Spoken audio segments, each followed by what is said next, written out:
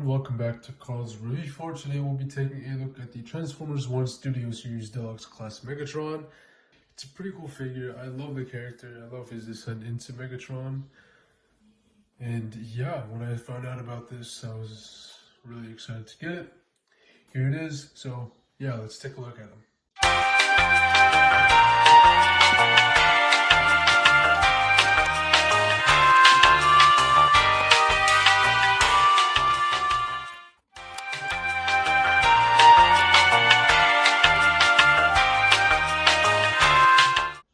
So Megatron does come with a few accessories. His first accessory being his blaster, I think. This is part of the cannon that attaches during the transformation. It looks fine. It looks great. I like the design's fine. I do wish he did have that triple barrel cannon though. These are both 5mm pegs, so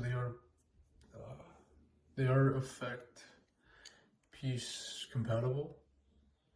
So yeah, and then he also comes with his jetpack and blasters. I don't recall him using these in the movie.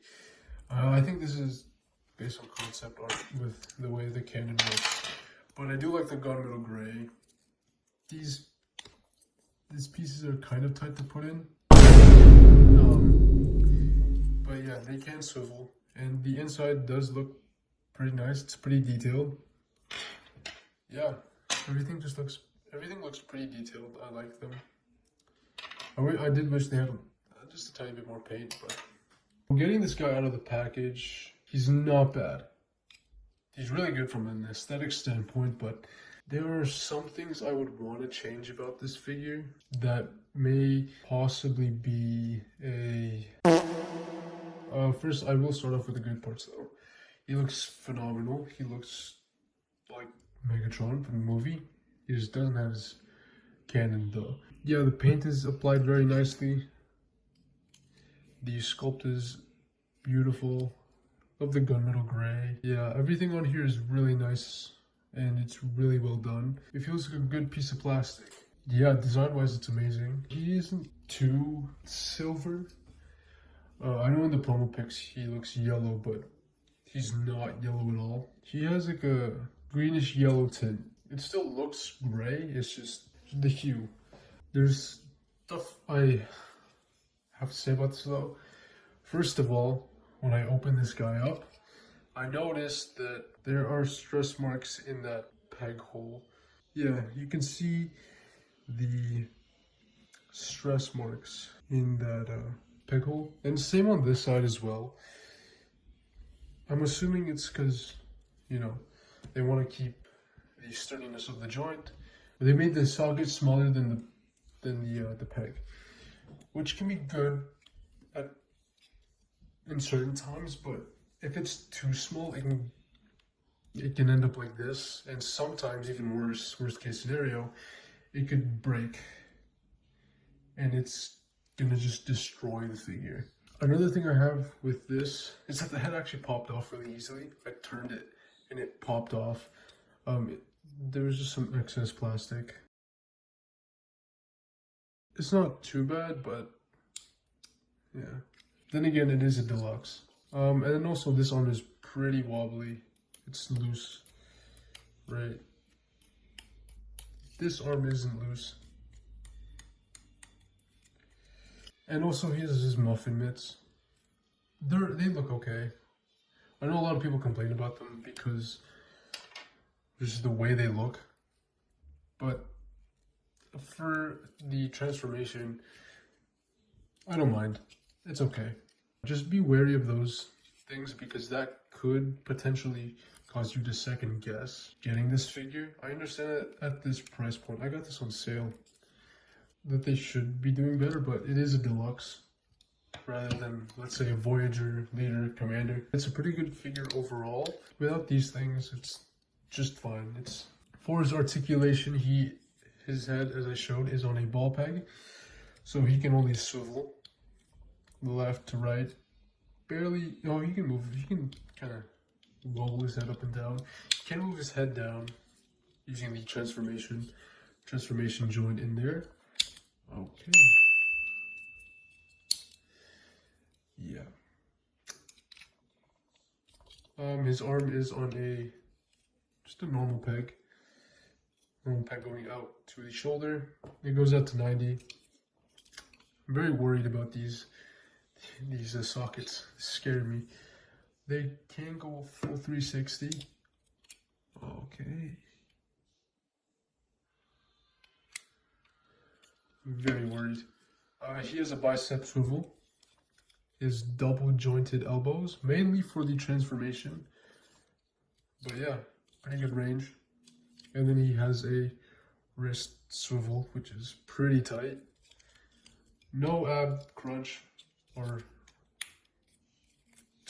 abdomen. Yeah, there's just nothing in the torso except for a waist swivel, which is also pretty tight. I should have put this guy into something before. Yeah, it works. It's a waist swivel. His legs can go out all the way doing the splits. And we're stuck.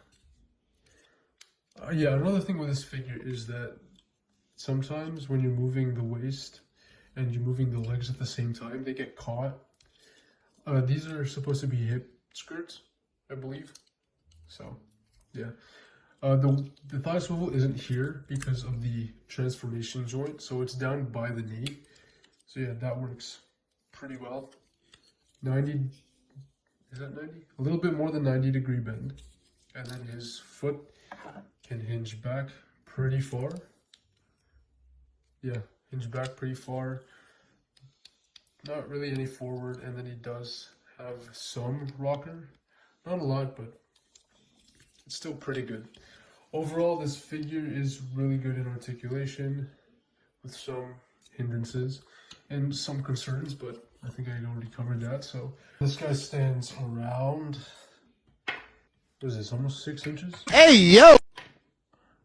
That's 6 inches, which makes him 15.5 centimeters. He's bigger than advertised. He's advertised at what, 4.5 inches? Maybe my rule is wrong, but who knows. Here he is up against the Bumblebee's Voyager class Shockwave. This guy's a big boy. They both feel pretty good. I know this one feels a bit more premium compared to this one. The plastic feels better. Nothing is like stressing out or anything bad. Nothing bad's happening with this one. Although for this one, I did have to push his arm back in a little more because it wasn't pegging in. And I noticed that this arm came out. It just came out. So I had to put it back in. Otherwise, yeah, there's a very big difference when it comes to quality with the Deluxe and Voyager class.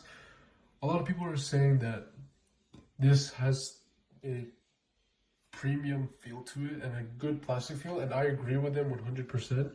It's just that some engineering is a lot better on the Voyager class than the Deluxe class, which I understand because of budgeting reasons. I know that this is a lot better than many other figures, which says a lot because this figure is kind of iffy.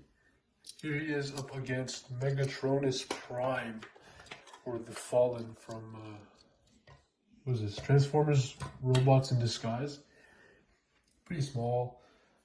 It's a warrior class, I think. Warrior class? Yeah. He's a small guy. Here he is up against the 2007 Jazz. Please do not question why he doesn't have a head. He's also really small. Daraj from the 2010 line, Megatron still towers over them. War for Cybertron Bumblebee, and he's shorter, which is expected, but I wasn't expecting him to be shorter than Megatron. Yeah, this figure's old. It's loose.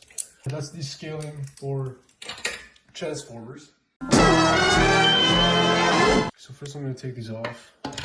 and then put them together to give that cannon. What we'll do is we will turn this all the way around, make sure the treads match, and then peg that in to the back. Do the same thing on this side. And I gotta say that some joints are not as stiff as the others, which, yeah, it's okay, I guess, but it's a little annoying. And you just bring this chest piece down.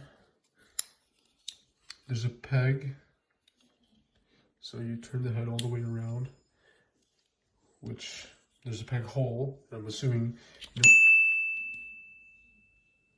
you're just gonna have to put that inside of that peg hole, and his head's coming off again. Great. Okay. This should be it for the upper torso for now. So let's move on to the legs, where you put him in the splits, and then do the same thing he did with Shockwave. Bend them like that. Should look like this. Turn his legs, turn his knees 180.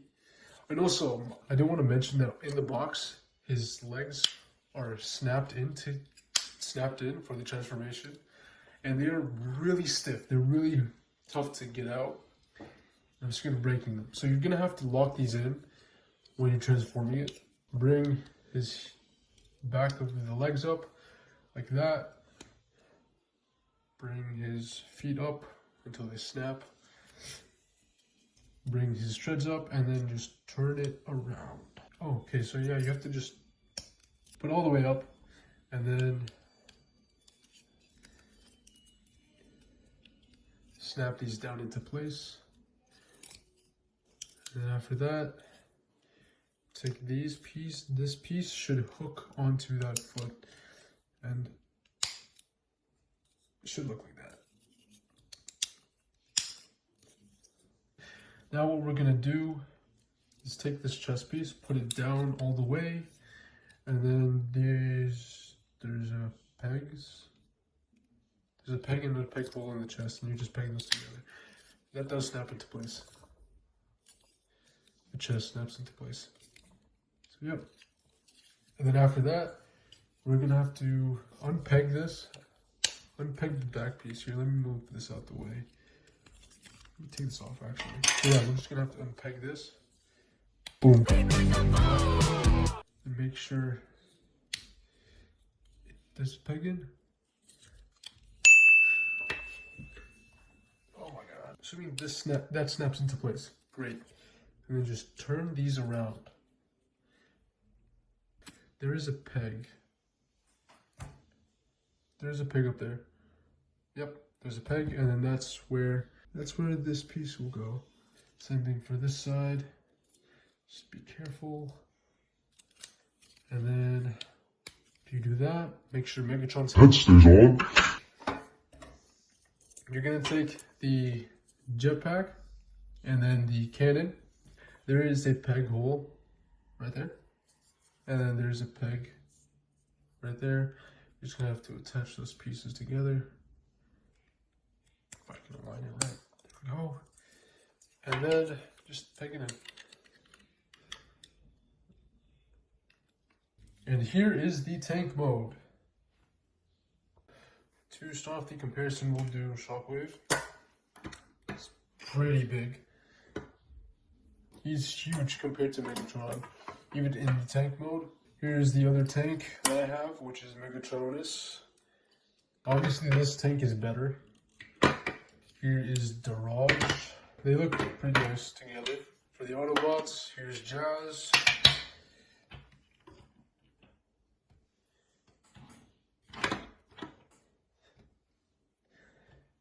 Yeah, looks nice. And then for the Morpher Cybertron Bumblebee, I gave up with his arm. He's way too finicky. He's still pretty good though. He's just very finicky. Overall, this figure is pretty good. Despite my concerns, he does a lot of things really well. Posing is great. The articulation is also pretty great. The detailing on this is really nice. Despite my concerns like with the sockets, the knees, the head especially, that's gonna be annoying. He does a lot of things pretty good. Although, I wish Hasbro could have done something to make things in the QC side a bit better. Yeah, I also wish he was movie accurate. I will see you guys in a bit. This is the post review. Something that I ran into, that I'm running into, is when I bend the leg, this does not want to stay with the leg. This one's fine. This one is not. It's just frustrating. It's frustrating for sure. I'm not sure what I have to do to fix it, but yeah.